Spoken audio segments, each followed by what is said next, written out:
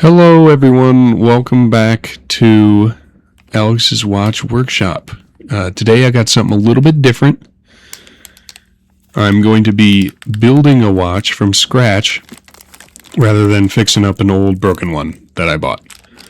So this is kind of my bread and butter. I've been doing this for a long time. I've been building watches for myself for a really, really long time, and then I kind of more recently have been starting to build them for my pals. This watch is for my buddy Jake. I built him a watch in the past that was blue with a sunburst finish, and it had the diamonds on the hour markers. And this time it's going to be a black sunburst dial with diamonds on the hour markers. A little bit of a twist this time, though. It's going to have diamonds on the bezel as well. So blingy blingy for sure. It's going to be cool.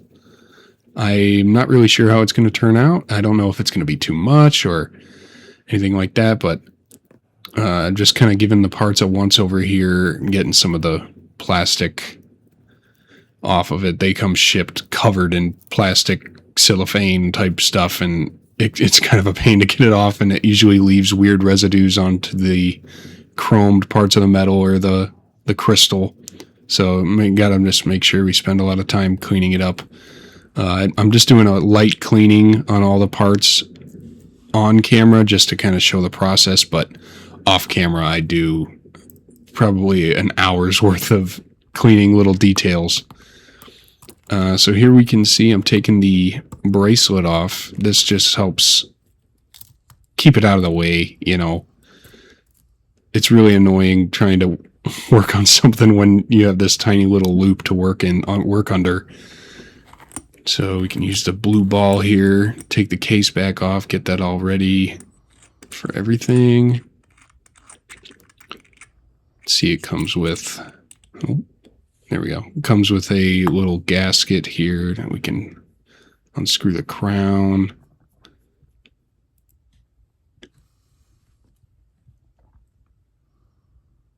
Kind of take a once over on everything. Oh, there's that gasket.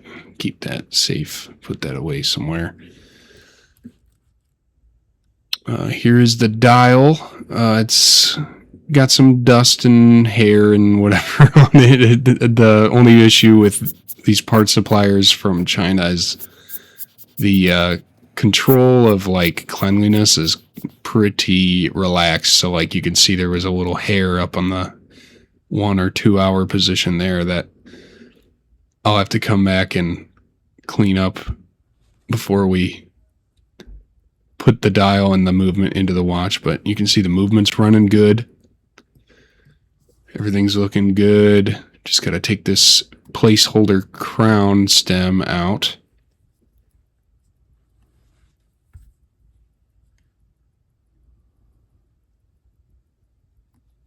Gently flip this over into my movement holder. Perfect.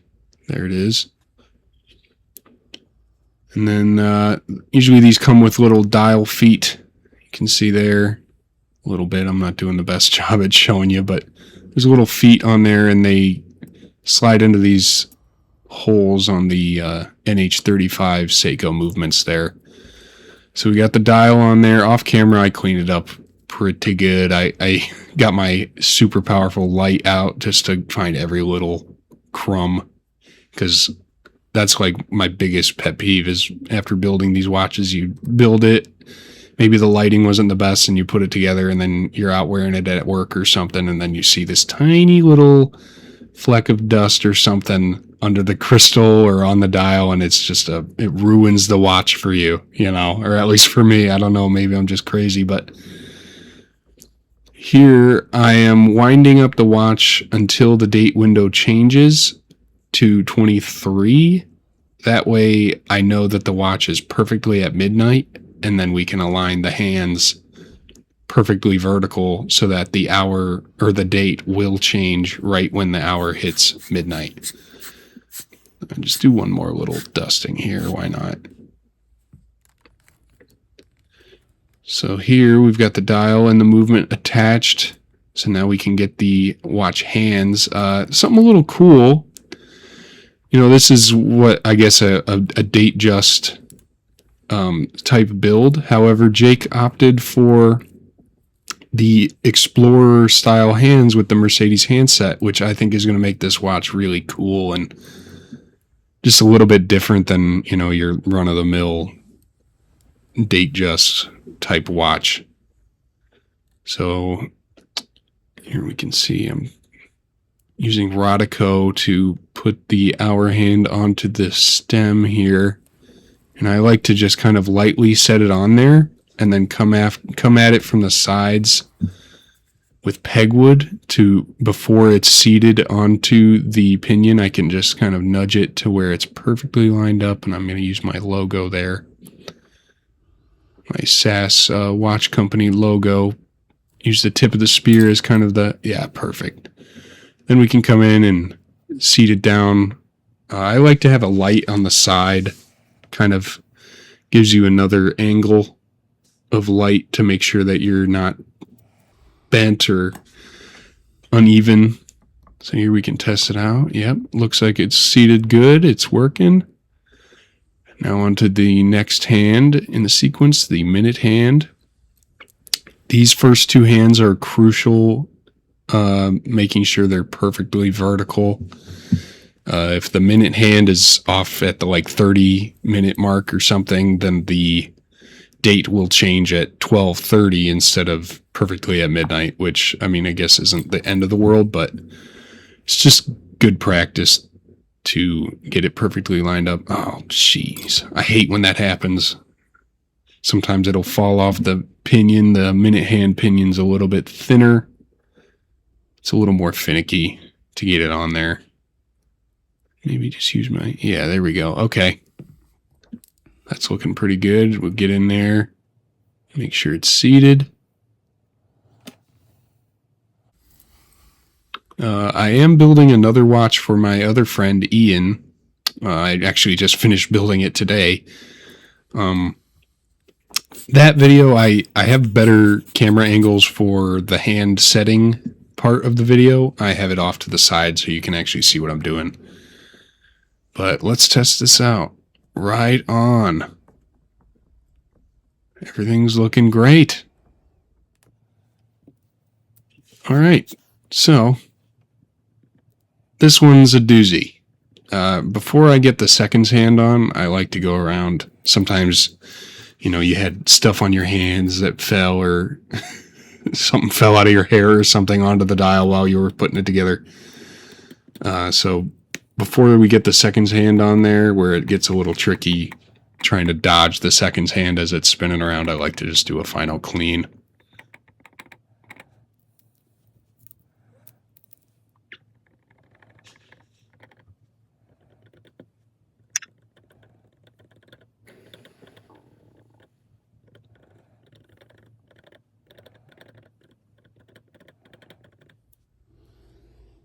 All right, here we go. The hard part, or at least for me, the hard part has always been the seconds hand. See if I get it first try here. See if we get lucky. You gotta have real steady hands to get it onto that pin. See, this is where having a different camera angle would be advantageous. I could actually show you, but in my next video, you'll see it. Okay, just give it a wiggle. Make sure it's seated. Don't push too hard, though. There's many times, my dad can tell you about this. When I first started building these watches, every time I would push the seconds hand way too hard. Oh, look at that. Ticking away. Love to see it. But I push way too hard, and it sends the seconds hand all the way down to the minute hand post. Oh, cool. You can see the loom there. Nice and bright. Love it. Yeah, but you got to be really gentle. Nothing in watchmaking, he always tells me, nothing in watchmaking requires force. You know, it's all real light pressures and everything. You got to kind of have a gentle hand. So here, I was a little disappointed with this seller that I purchased this case from. Usually they don't come covered in dust like this. There's dust on the inside of the case. If you can see, I'm blowing it out. It's like visibly bad. So I spent about an hour off camera deep cleaning it so that there's no flakes of anything in there. You can just use Rodico or that blower tool that I just showed you to kind of get all those off. So now we can throw the movement into this case here. And this is a 36 millimeter case. So the movement is going to sit pretty snug in here. So you can see I'm going to have to kind of, there we go. We got it in there a little bit, but it's still propped up on the sides just a bit. So let's get the crown lined up. And then maybe I'll come in with a couple things of pegwood and try and hold it down.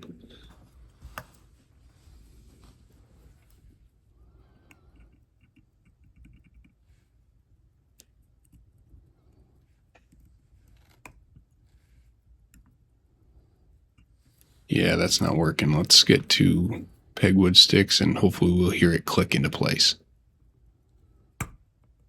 Perfect. Awesome. I love that sound. I'm just double checking. All right, everything looks good. Let's take a look. Wow. Man, that sunburst dial, the sunburst black just looks so cool with those Mercedes hands. I love the Mercedes hands on the Datejust cases. I know that they're made for like the Explorer and the Submariner, but I think they look really wicked on the Datejust case. So here I'm putting in the new crown stem with the crown that came with the case on. We're going to have to measure to see how much we're going to have to snip this thing. So I've got my little measuring thing here and we can try and get a good measurement here. That seems a little high. Okay, there we go. 8.2 millimeters. I like to just kind of do little bits at a time. I never go straight for the 8.2 because basically you never want to cut the crown stem too short because then you're kind of screwed and you have to get a new crown stem. I haven't made that mistake in a long time, which is nice, and it looks like we've got it just right here. Might have to snip a little bit more off, but let's just get it together first and see what it looks like. I'll also have to remember to put that gasket back in, but I just want to get it all put together and see what it looks like one last time. Make sure everything sits really well. Yeah, that looks incredible. That looks so cool. So now we can take off this plastic protective. What's going on here? Okay. Yeah, I don't think I'm going to be buying from this seller anymore. This is my first time purchasing anything from this seller.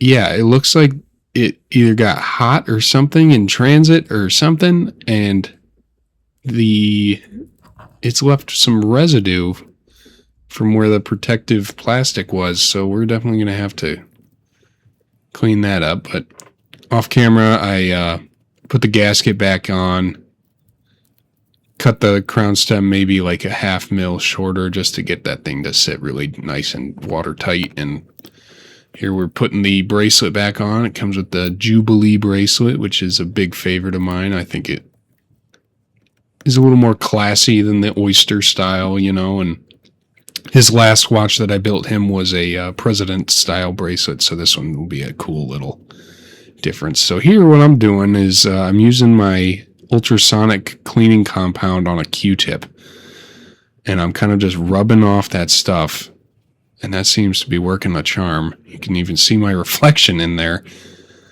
It's so well polished. All right. So yeah, this is great. This is working. That makes me happy. I was a little nervous there for a second. I thought I was going to have to send it back or something, and after I just spent all that work, but I like to leave that stuff on while I'm building the watch just so I don't nick it. And wow, look at this thing, huh? This thing is wicked. This thing is so cool. I thought it was going to maybe be too much, but I think it looks so good with that black sunburst. Wow. With those hands too, it just looks so cool. Wow, this came out really cool.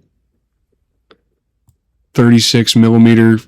I've got like a 7 3/4 inch wrist, and 36 even looks all right on my wrist. Doesn't even look that bad. That looks so cool. Oh yeah. So yeah, here's the watch. Everything came out really, really good. I couldn't really be upset about anything. Everything's running great, as you can see.